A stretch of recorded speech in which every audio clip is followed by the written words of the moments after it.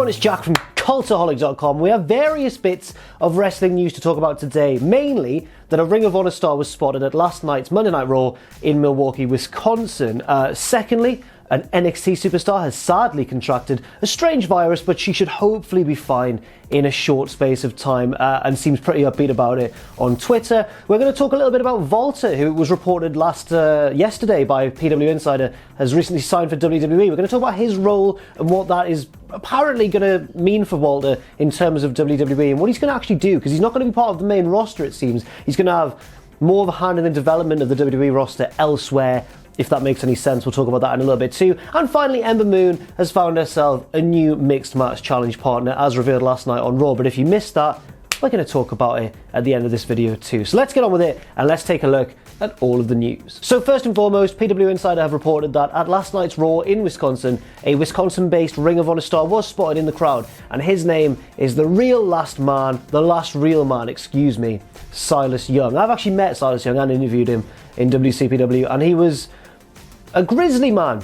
a grizzled man, a tough man. He didn't really respect me, I could sort of tell, but we shook hands at the end of the interview and he went, "That's how a real man shakes hands." And I was like, haha, good one, Silas Young. Now this is particularly interesting because there have been rumours floating around, not really substantial ones, but rumours here and there that Silas Young may be signing with WWE at some point. I'm not certain how true that is, I don't know. He is 39 years old, which, you know, would have originally made me think maybe not, maybe he's a bit too old, but WWE don't really have any aversion anymore to, I guess, taking on older independent guys, more experienced guys into their developmental system. I guess because it'll help them mentor younger guys coming through from the Performance Center, I think. I'm guessing that was the thinking in terms of bringing back Cassius Ohno, for example.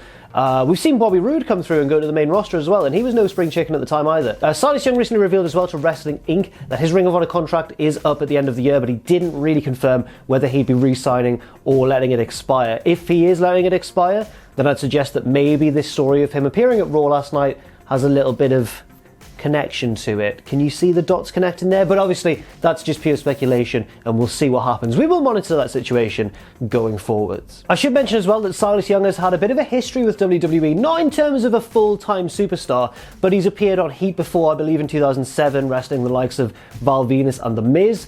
He's also popped up on Superstars, I think in 2010, and he was also part of the OVW developmental system for a while, but that all ended when he happened to be there when WWE split from OVW, and that kind of ended his affiliation with WWE at that time. But who knows, maybe we could see him pop up again on a WWE, under WWE's net, I guess, in the future. Secondly, it's a sad time for Kairi Sane, who has unfortunately contracted hand, foot and mouth disease, a virus that is usually more common in children, but as people have pointed out on Reddit and that sort of thing, she may have done a meet and greet maybe where she came into contact with a child who had the virus. Apparently, and I've done a bit of research online, I've gone on WebMD and that sort of thing, apparently the symptoms do clear up in about a week or so, so she shouldn't be too, you know, it shouldn't take her out of action for any particular length of time, but it is a bit of an unusual one. She seemed in high spirits on Twitter, as you can see from this tweet, in which she used the germ emoji, I believe that is, at the end, the bacteria emoji. Well, I guess the virus, if it's a virus, the virus emoji. But yeah, hand, foot and mouth disease,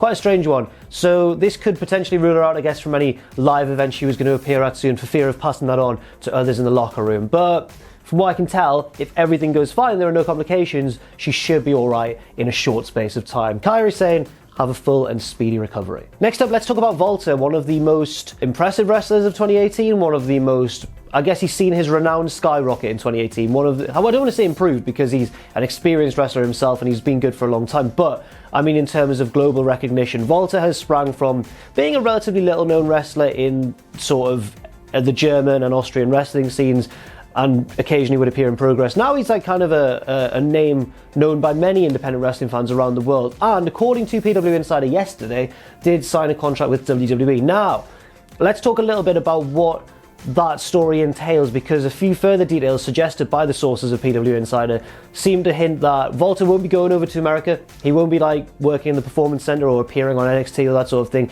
He'll actually be taking more of a role in Europe as WWE continue to expand into Europe. There's obviously WWE NXT UK at the moment, which I wouldn't be surprised to see Volta pop up on from time to time.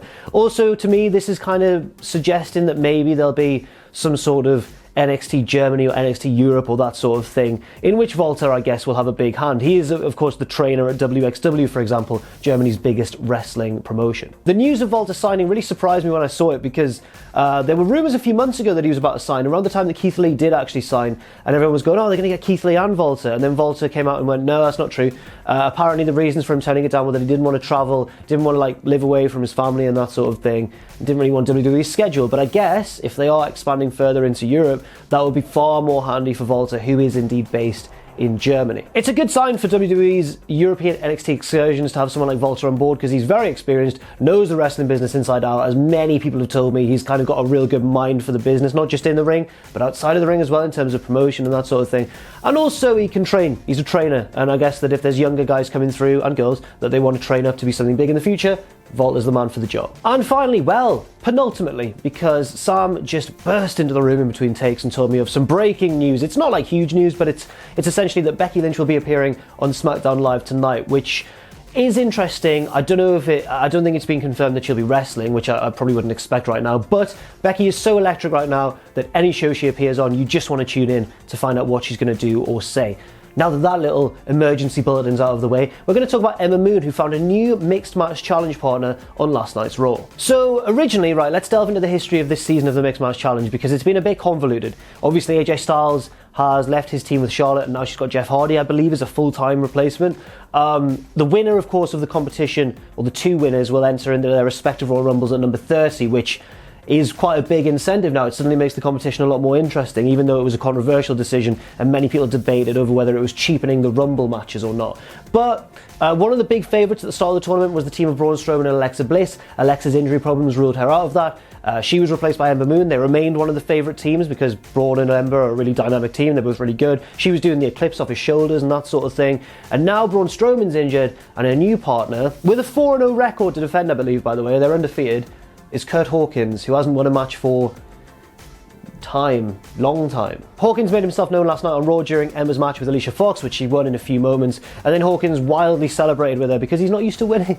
He doesn't know what it feels like, bless him. Maybe they can pick up some wins in the Mixed Match Challenge, but I would suggest that now Ember is not one of the favourites to win the tournament. This seems to put Charlotte Flair and Jeff Hardy firmly back in the driver's seat. And to be fair, with number 30 being quite a high-profile Royal Rumble position, as well as, it's probably the highest-profile one, as well as like number 1 and 27, the historic lucky number of the Royal Rumble. But I think 30 may well be the highest-profile number, the one that everyone goes, ooh, who's it going to be? And Charlotte and Jeff Hardy are easily big enough stars to fill that role, so I think they're almost certainly the favourites for that spot. So that's it for now. Thank you very much for watching this kind of rapid-fire news video with loads of little stories instead of a big breaking one. But thank you for watching. I've been Jack from Cultaholic.com. You can follow me on Twitter if you want to, Jack the Jobber. You can follow all of us at Cultaholic.